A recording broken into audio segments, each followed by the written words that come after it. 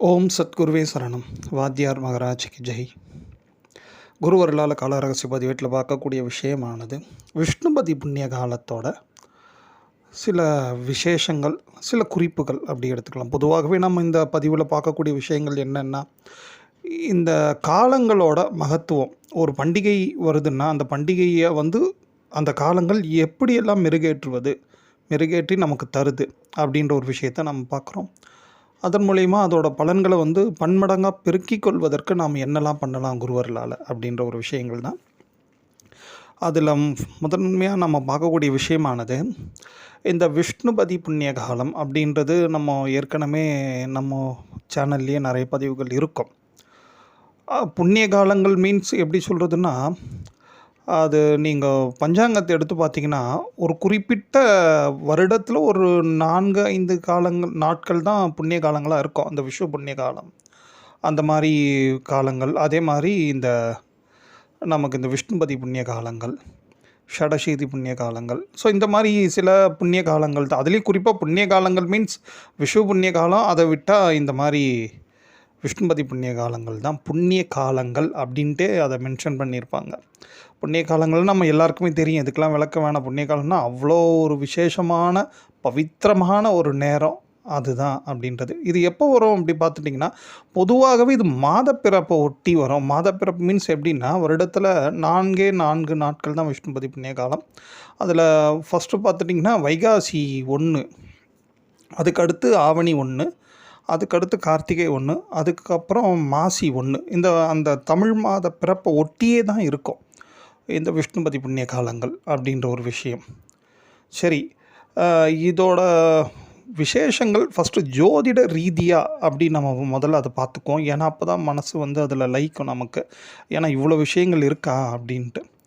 அதில் பார்த்துட்டிங்கன்னா, ஜோதிட ரீதியாக காலபுருஷ தத்துவன்ட்டு நம்ம எல்லாரும் சொல்லுவாங்க. அது நம்ம மோஸ்ட்லி தெரிஞ்சவங்களுக்கு தெரியும். சில ஜோதிட அடிப்படை விஷயங்கள் தெரிஞ்சவங்களுக்கு. காலபுருஷ தத்துவம் மீன்ஸ் என்னென்னா, மேஷத்துலேருந்து மீனம் வரைக்கும் 12 ராசி மண்டலங்கள் இருக்கு இல்லையா, இதில் இருக்கிற இந்த கிரகங்களை வச்சு தானே நம்ம வாழ்க்கையே நிர்ணயம் ஆக்கப்பட்டு அதன்படி நாம் நடந்துட்டு இருக்கோம்.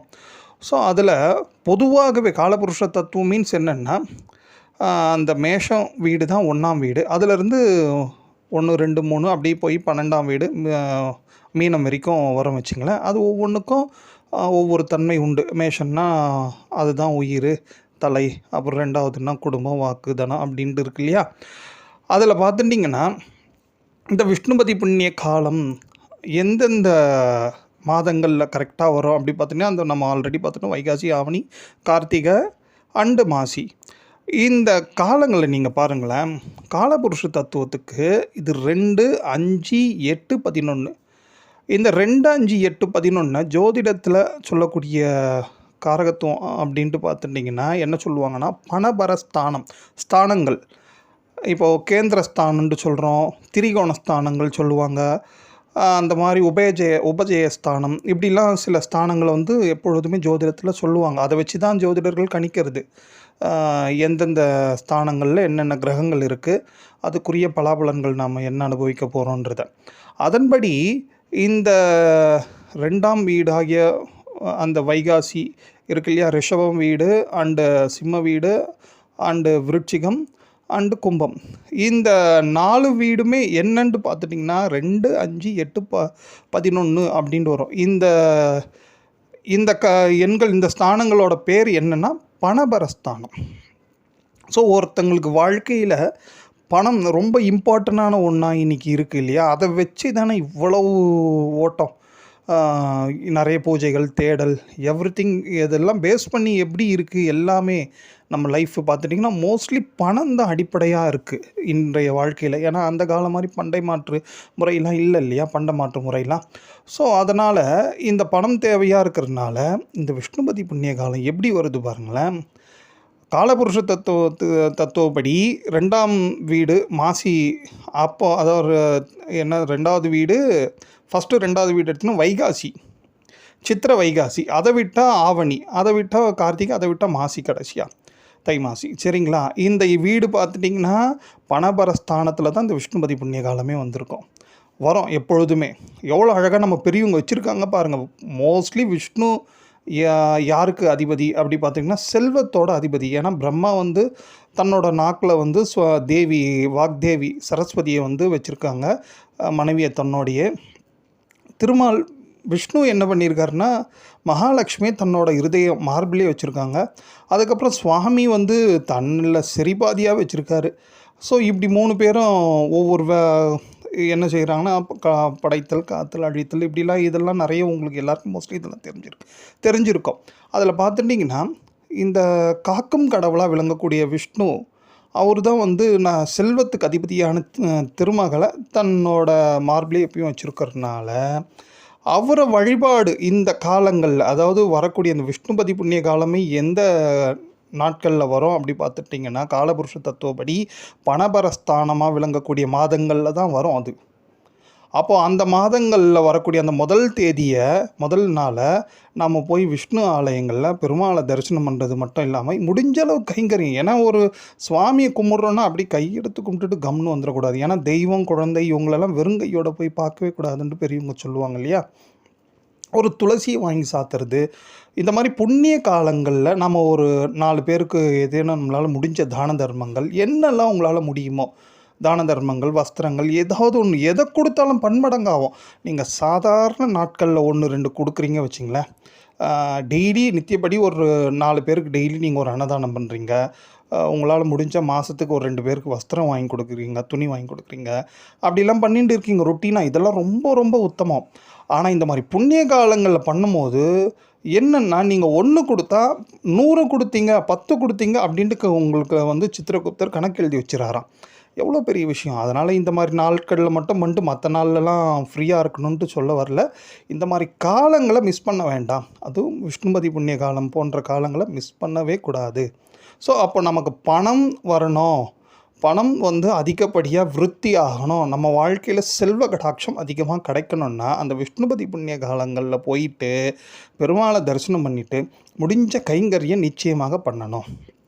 இதுதான் வந்து இந்த காலபுருஷ தத்துவத்தில் 2, 5, 8, 11. 2ஆம் வீடு தனம், 5ஆம் வீடு பூர்வ புண்ணியத்தால் கிடைக்கக்கூடிய தனம், 8ஆம் வீடு திடீர் அதிர்ஷ்டத்தால் கிடைக்கக்கூடிய தனம், 11 லாபம், நம்ம செய்யக்கூடியது எல்லாமே லாபமாக வருது முடியறது. ஸோ அப்பேற்பட்ட ஒரு இடங்கள் தான் இந்த பணபரஸ்தானங்கள். இந்த மாதங்களில் தான் விஷ்ணுபதி புண்ணிய காலமே விஷ்ணுபதி புண்ணிய காலமே எவ்ரி இயரும் வந்துட்டே இருக்கும் தொடர்ந்து. ஆனால் நம்ம தான் அதை பற்றி கண்டுக்கிறது இல்லை. ஆனால் இனிமேலாவது தெரிஞ்சுண்டு பணத்துக்காக தான் அடித்து பிடிச்சி ஓடிண்டு என்னென்னவோ டக்கர் அடிக்கிறோம். இந்த மாதிரி புண்ணிய காலங்களில் இப்படி போய் நீங்கள் இதுக்காக மங்களாசானம் பண்ணிய பெருமாள் ஆலயங்களை தான் தேடி போனோம் அப்படின்ட்டுலாம் கூட கிடையாதுங்க. உங்கள் அருகாமையில் இருக்கக்கூடிய கொஞ்சம் பழமையான பெருமாள் ஆலயமாக இருந்தால் கூடுதல் சிறப்பு.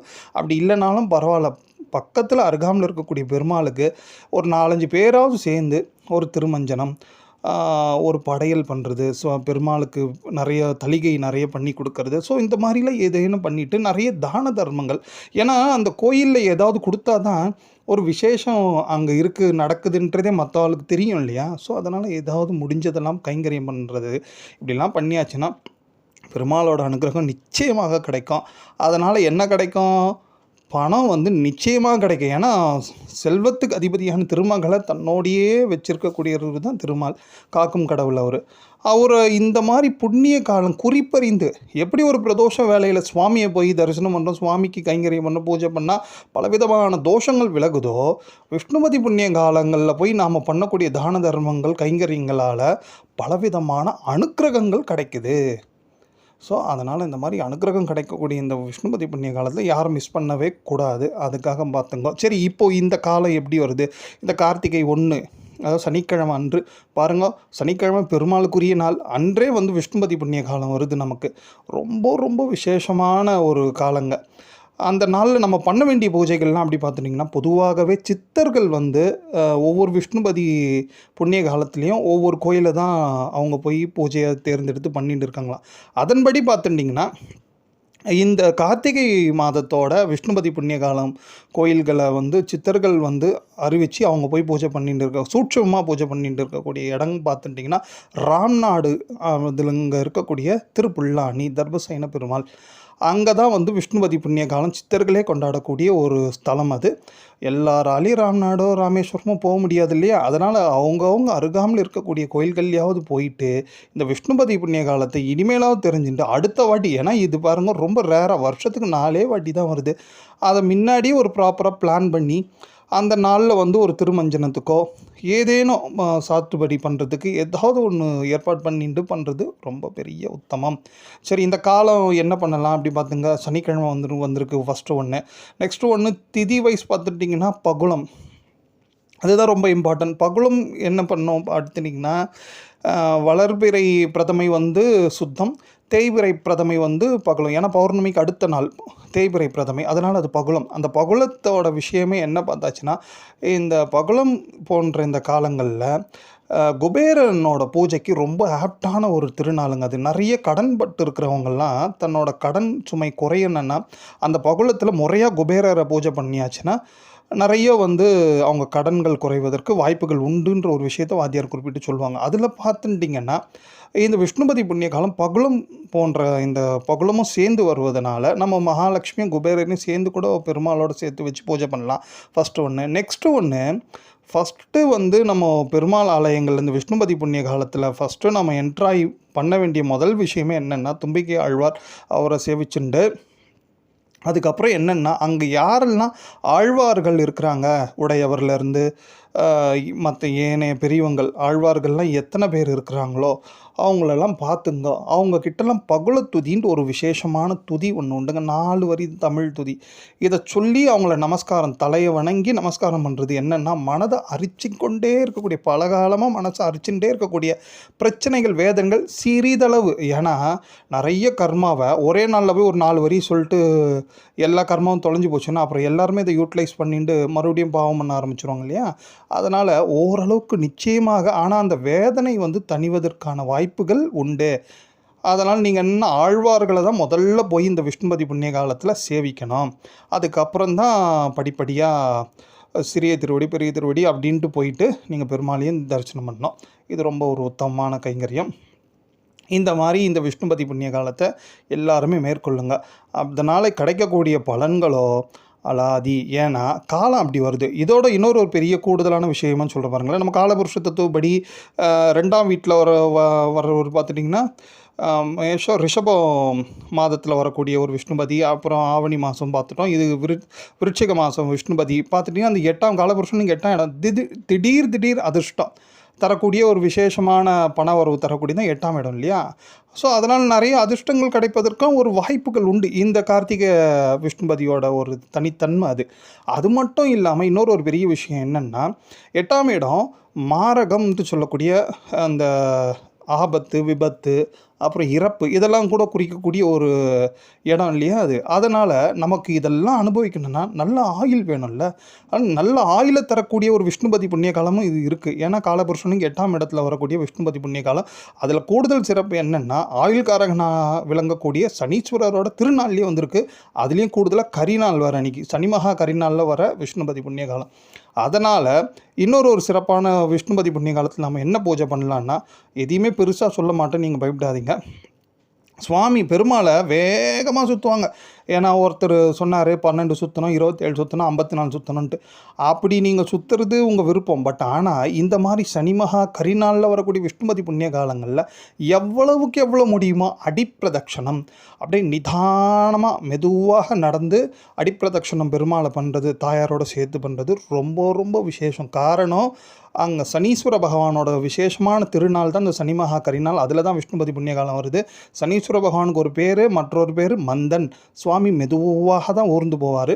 ஸோ அவரை போலேயும் நம்மளும் அப்படியே அடிப்பிரதட்சணம் பண்ணுறச்சே சனீஸ்வர பகவானோட அனுகிரகமும் எக்ஸ்ட்ரா கூடுதலாக கிடைக்கக்கூடிய ஒரு விஷ்ணுபதி புண்ணிய காலம் இது. ஓம்.